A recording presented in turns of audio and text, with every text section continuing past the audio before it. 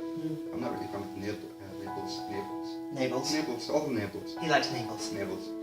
Is that like a combination of nipples and navel? I'm not going to say no. Right, do you want to just kind of explain that a bit more?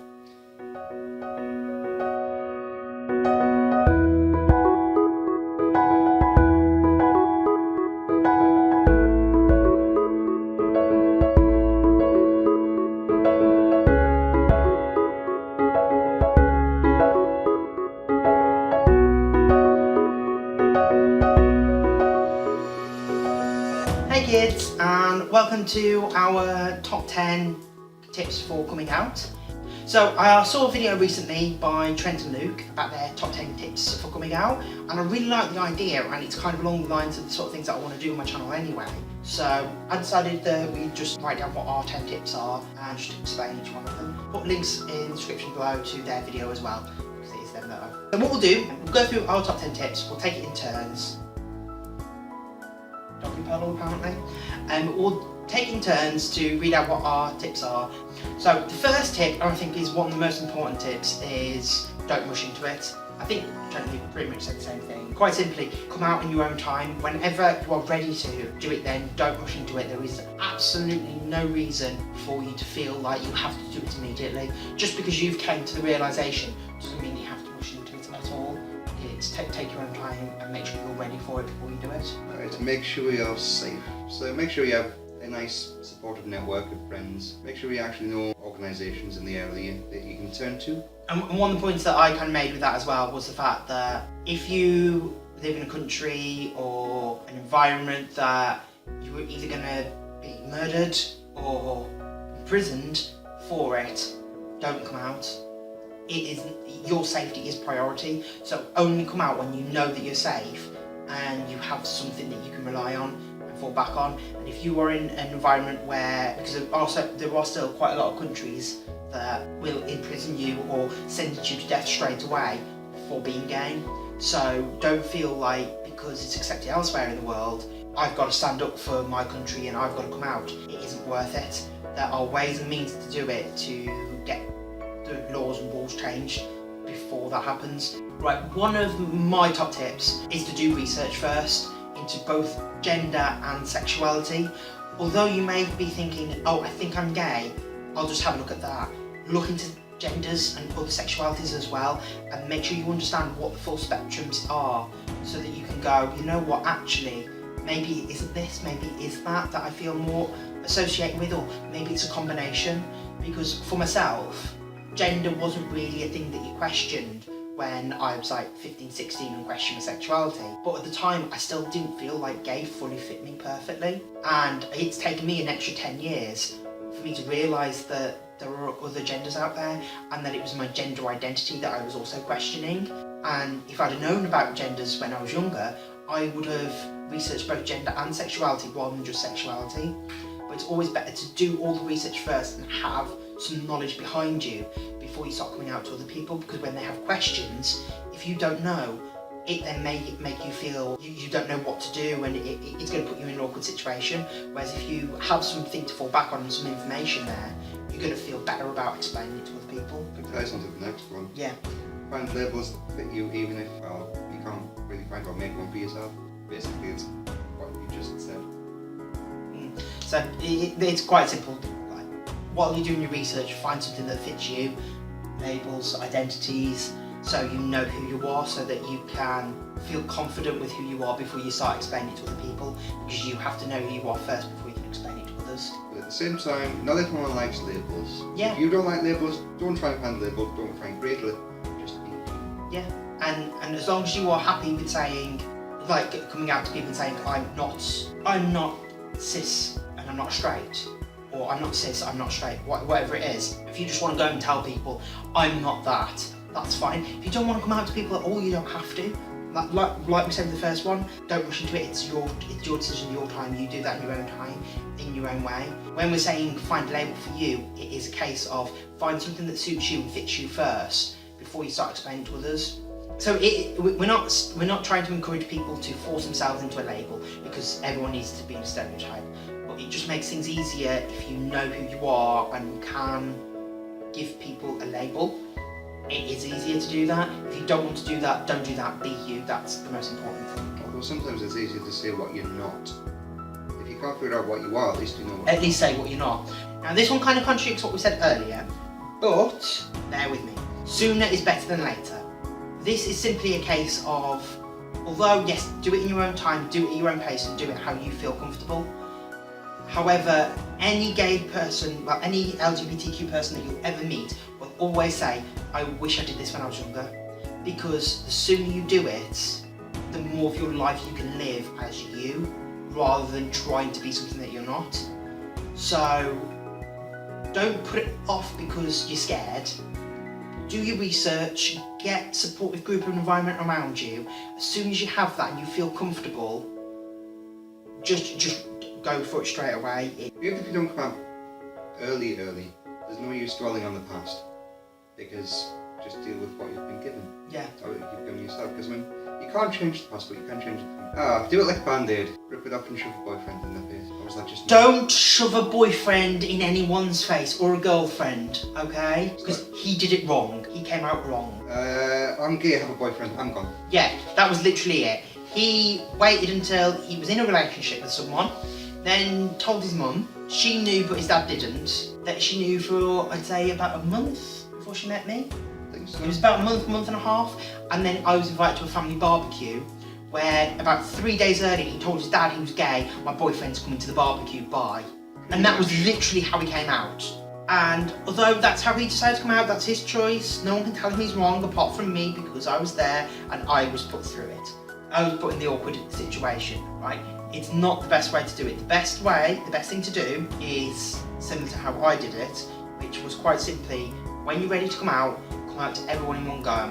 Whether it's hold a big party, you have everyone over and celebrate with everyone, or just go around and tell all your friends, tell schoolmates, tell your work colleagues, tell your family, all at the same time, maybe over the course of like a month or so. The next one's quite important, it's friends before benefits. So my recommendation to anyone that's coming out is make friends in the community and outside the community first, before trying to sleep around. It is not priority for you to lose your virginity and experience sex with someone. It is better for you to make friends in the community and build relationships first, then start experimenting with sex, because that way you will have better time with sex, you'll be in a better environment, and you'll have a support network around you for if anything goes south at any time.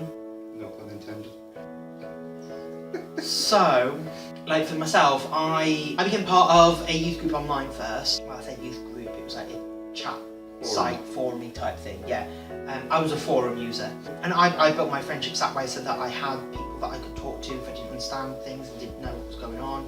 I then gradually made other gay friends and started experimenting with sex as well, gradually. And I just think that's like the better way to do it, because I think some people come out as gay and instantly go, I need to shag everyone.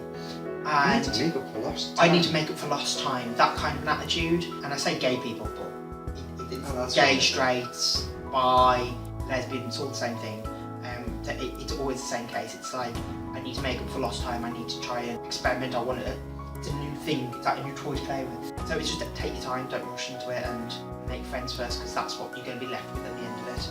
Yeah, but that kind of leads into the next point as well. You need to give people time. Because not everyone is going to accept you right away. This can be inferred by various reasons. It might not be the fact that they are rejecting you, it might be the fact that they're just worried about what's going to happen. Yeah. It's like, well, you've chosen this lifestyle, quotations.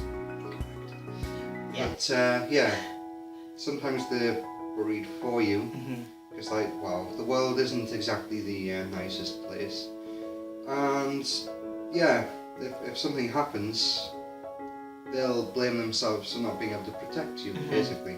One thing as well is the fact that you came to terms with it, you know who you are and what you are, you understand it, you've done research, you're now putting that onto them, so it's the first time they're experiencing it and understanding it. Sometimes they'll already know about that type of sexuality or that gender, and be, yeah, okay, that's fine, as long as you're happy, that's all that matters to me. Other times they're going to be like, what the fuck is this? What's going on? What does this mean? Does this mean that you're going to be doing perverted things? And are you going to be risking your life? And then they start to overthink things because they Because the initial thing that anyone ever does when experience something new is think of the worst possible case scenario. Some people are very positive people who don't even consider the worst case scenario. Just quote the phrase, haters gonna hate. If you come out to your friends, if you come out to your family, they hate you, they don't accept it and they cut you off straight away, don't get hung up on it, don't let it affect you. Because the thing is that if people aren't going to accept you for who you are, and you being honest, you don't want them in your life. They aren't worth the time. They are not worth the time, they are not worth the energy. Just leave them, let them get on with their life, you get on with yours. You are going to be happier being honest with yourself and not having them in it, rather than having them in it and not being honest with yourself. If a hater's going to hate, so let them get on with it. And haters going to hate is something I actually got from Alaska Thunderfog. So I was just watching her video, and she says it, and it's such a true line. So, stay honest to who you are. Don't try and change for other people, ever. It's not worth it. Totally. If you're not going to live for who you are, it's pointless even existing. Yeah. So, yeah. Yeah. And my main point around this is a lot of people, when they first come out, feel like they have to fit a certain mould within the community. So whether that's... This is again the label thing. This is why Yeah. I don't agree with labels. Yeah. Because if you come out and think, oh my god, everyone is like this label, you feel like you have to fit into this label mould, and it's just like wrong. It's as constrictive as... Yeah. No, I totally Yeah. agree. Yeah, don't feel as though because like for me, I need labels to understand where I fit in society and understand who I am, and that makes me feel comfortable because that's who I am. That's my choice. You choose not to really label yourself because you don't agree with labels and don't like them. That's your choice. That's fine. Which is also why you probably never came out, because straight away sort of thing like it took a while to come out because you never felt like you needed to. For me, I've experienced it so often where people will come out and suddenly, they feel like they've got to hit the gym constantly to get good bodies, they've got to start buying all the name brand underwear because that's what gay guys do, suddenly become interested in theatre and fashion, whereas they weren't interested in that stuff before. And yes, it's okay to go and experiment and try these things. If it's something that you've never experienced before and you want to try it, that's fine. But don't do it just because everyone else is doing it. Do it because you want to do it. I hold my hands up, I was really bad for this. When I first came out, I went through all that. I tried to become this bitchy, campy little queen because that's what all the other gay guys around me my age were doing. But the thing is that I'm nice, I'm too nice, I'm very honest, and I'm really bad at being bitchy because I regret everything I say as soon as I say it a lot of the time. I'm a lot better now. More of a sassy bitch, to be honest. Yeah, I'm more of a sassy bitch, so I'm quite a sassy bitch, so I do the sassy bitch thing because that's me. Don't mean to be a sassy bitch. Yeah, no, it's fine. According to like everyone. He was a sassy bitch originally, it's just that I've given him the confidence to actually speak his mind now. Yes, that's our 10 top tips. Hopefully this may help you out if you are thinking about coming out and don't know how to go about it or what you need to do.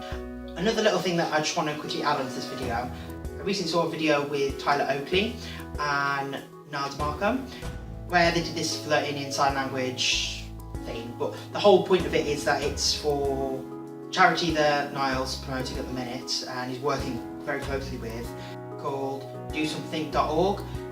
The whole point behind it is that it's to help reduce stigma around disabilities. So what they're doing is you can get this form offline, you can print out, it just says my best ability is, and then just write it on, take a selfie, and you can put it onto their website and put it all through social media to kind of try and promote positivity and say what your abilities are rather than your disabilities, which I absolutely love that whole idea that it's promoting the positive side of things rather than the negative and focusing on the positive. So we've done ours, we're going to take photos of ourselves with them and put them on all my social media and also on the website. So I just want to incorporate it into this video as well and just put up our signs and explain why we've picked these things. So I'll go first. So I've just said my best ability is the ability to make something out of nothing. It's just a case of when it comes to pretty much anything, I can turn my hand to anything. And when it comes to like whether it's cooking, doing a drag outfit, makeup, whatever, I'll take bits and pieces of whatever I have and I'll create something. It's not always the best thing ever, but a lot of the time I always get a lot of compliments from people that say, oh, I'd never thought of putting those things together, or oh my god, that's so creative. Because it's a case of I just scrounge and my mind can just visualise things that other people can't really see. Well, show yours first. my best ability is spatial awareness, which means, unlike the half here, I don't bump into everything and anything in the room Yeah, or definitely. the world Yeah. and knock things over and die. As well, the reason that you came up with that was that you were saying that it was to do with gaming? Yeah, I've been like hardcore trader for like many years. So you kind of have to learn to adapt and get spatial aware or just die. Yeah. Quite literally. So it helps in real life as well. But yeah, anyway, I just wanted to quickly add that in. It's just a little snippet, just because it's something that I do want to put my support towards. So I'll be getting our photos and getting off my mind. Right, so that's everything for today. So thank you very much for watching. And as always, be fierce, be honest, be beautiful, and I'll see you next time. Bye. Shut up and sit down. It's, I hate it when it does that when I'm in the middle of speaking. I'm not one of those people. I think of the worst case scenario every single time. Oh, realism. Yes, realism. Because I'm very optimistic and I always focus on the positive side of things. But I'm a realist because I weigh up the negative sides as well. What I can just go straight to the negative, just focusing on that time. But yeah, move on anyway. That's what I just sort of speak there. Give me a second. And it's better to have a lot of friends around you and have only slept with a handful of guys rather than have been known in your local area for being a complete whore and not have anyone that actually wants to be in a relationship with you because you screwed them over, which is never good. I became that's so cute, I like that. Right, well, apart from going through sex change, which I really didn't want because I didn't want lady parts, which is entirely the reason why I didn't want to do sex change. The hell with the magical Sarah. Exactly. I think what best way to explain it. Sis? I've taken this from. No, but this isn't the Tyler one, that's the Tyler Oakley one. Trenton Luke, that was it. I was like, Matt and Luke, and I was like, no, it's not Matt and Luke, who's Matt and Luke? That's what I was thinking. I just got them mixed up. Area. Yeah. She's the biggest fag hag going, so that's pretty much that. I don't think zombie apocalypse one. Before. Don't start. Here's the meat shield. Yeah, that's his method in life. Here's a meat shield. Boom! It I'm the works. meat shield for every situation. Every situation. Really? Name one. I'll think of one soon. Maybe. See? I regret nothing. Right.